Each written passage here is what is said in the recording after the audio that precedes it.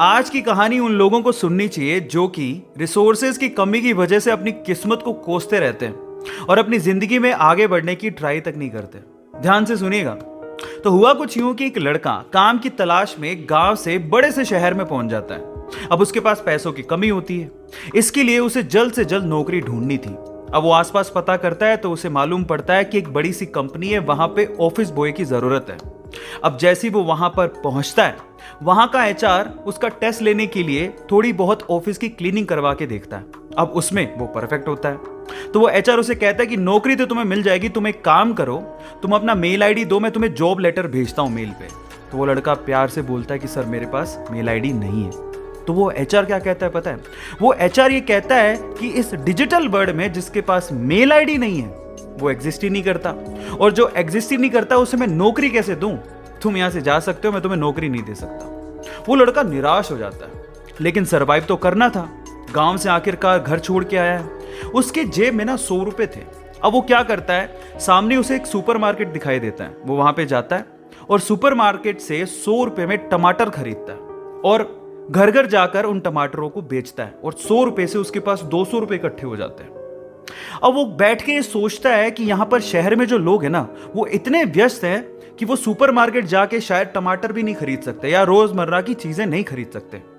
अब उसने ये सोच लिया और ये समझ लिया कि यहां पर पैसा कमाना आसान है, तो वो डेली ये काम करता, जाता सुपरमार्केट, सामान खरीदता, घर घर जाके बेचता।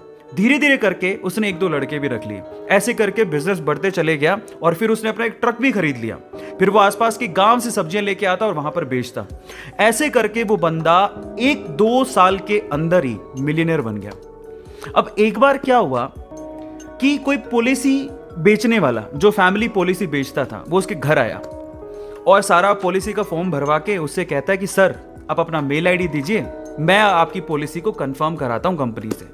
तो वो बंदा फिर से कहता है कि मेरे पास मेल आईडी तो नहीं है। तो वो पॉलिसी वाला जो पॉलिसी बेचने आया था वो इस बंदे को कहता है कि सर इस डिजिटल वर्ल्ड में अगर आपके पास मेल आईडी होता तो आप कहाँ के कहाँ होते, आपका बिजनेस कहाँ का कहाँ पहुंच जाएगा, सर मेल आईडी तो रखिए।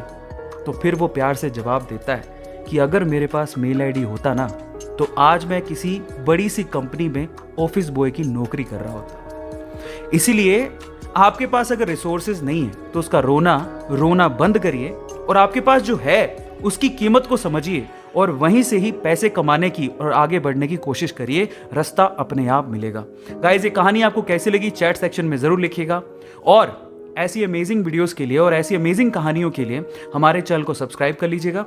वीडियो जरूरतमंद लोगों को शेयर करिएगा और लाइक करना मत भूलिएगा। Thank you so much.